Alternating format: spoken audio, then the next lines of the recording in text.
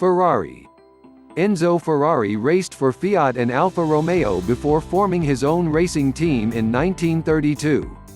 The first Ferrari-created car was based on a Fiat chassis, but after the war he had created his own cars, featuring tiny V12s and delicate Barchetta bodywork. Ferrari sold road cars to finance his racing operations, definitely not the other way around.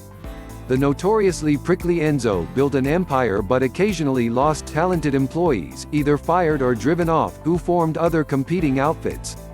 One frustrated customer was Ferruccio Lamborghini, incidentally.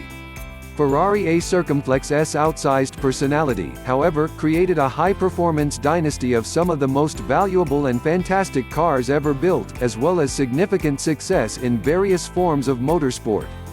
The current Ferrari lineup includes the California T, the GTC4 Lusso, 488 GTB, F12 TDF and 812 Superfast, as well as the LaFerrari hybrid hypercar.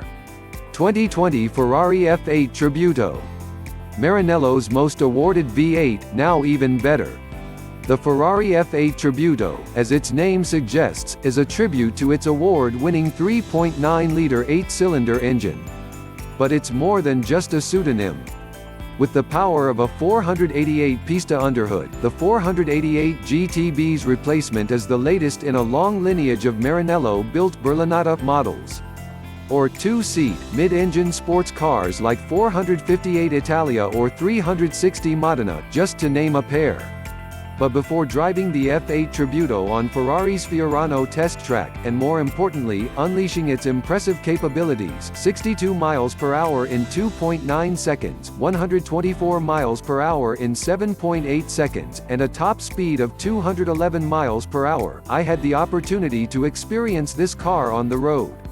On a 124-mile route through the Apennine Mountains, just south of Bologna, Italy, made up of sharp directional changes and fast curves, it's easy to see that this pony's 720 horsepower is surprisingly intuitive, especially at the limit. For Flavio Manzoni's team of designers, sculpting the F8 was like designing a bridge to a new stylistic direction of the Ferrari brand, introduced by the SF90 Stradale. On one hand, the F8 inherits the technical basis of the 488 and 458, though evolves upon it, adopting more carbon fiber than aluminum, but on the other hand, citing three iconic ponies from the past. The F8 Tributo borrows the horizontal slits of the F40's Lexan engine cover. The F355 and 288 GTO help inspire its rear, meanwhile, not just the four circular lights, but the shape of the tail itself. The F8 Tributo is more rectangular than the 488 GTB. Ferrari designers modeled the rest of the bodywork around precise technical specifications, which we talk about in the video, summarizing everything I discuss with engineers, in particular with Chief Engineer Marzio Moresi, and the person responsible for the dynamics of the vehicle, Stefano Varisco. The relationship between the Tributo and the GTB is obvious in the cockpit. Many of the same 488 Qs carry over, only now there's a new steering wheel.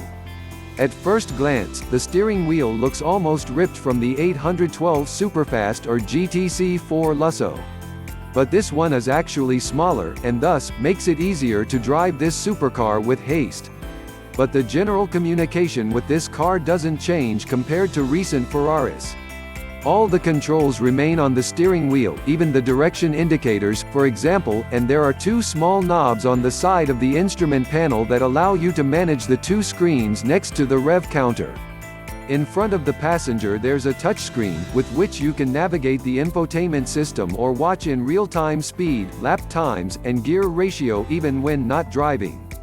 Driving pleasure. The cracked, undulating mountainous roads of southern Italy, accessible in a short time from Fiorano, highlight the F8 suspension's surprising ability to copy the terrain and locate grip effortlessly. Steering is fast and light and the brake pedal is solid, the entire car stays linear and flat while the double-clutch transmission shifts gears like a gunshot. And then there's the engine, it has so much torque that it can handle the tightest bends even in third gear. The electronic management of power delivery makes the turbo response resemble that of a naturally aspirated engine in lower gears, yet allows it to maintain thrust throughout the range. And even when taking into account the F8 Tributo's mandatory particulate filter in Europe, resulting in a redesign of the entire system, this car sounds even better than the 488 GTB. Comfort. The F8 Tributo has the power of the Ferrari 488 Pista, but it doesn't get tiring on long journeys.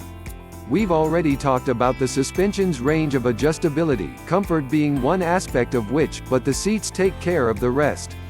The sport buckets are very comfortable in terms of padding and shape, even after a few hours at the wheel. Nothing dramatic to report in regards to insulation, though.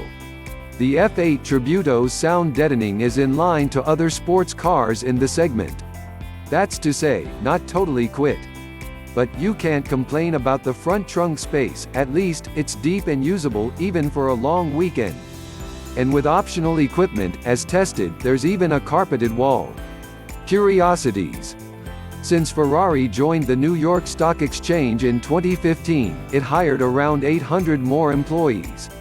And with all the extra hands on deck, the company created a sort of school of trades, an internal training program that helps transfer knowledge from the most experienced engineers to the young bucks, or the teachers to the students. In addition to team building and sharing ideas, which helps improve work processes and organization, there are also activities that help identify the brand.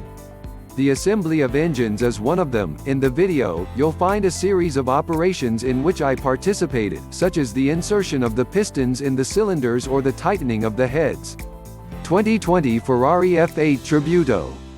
In Italy, it costs at least €236,000 to take home a Ferrari F8 Tributo. Pricing in the US isn't available.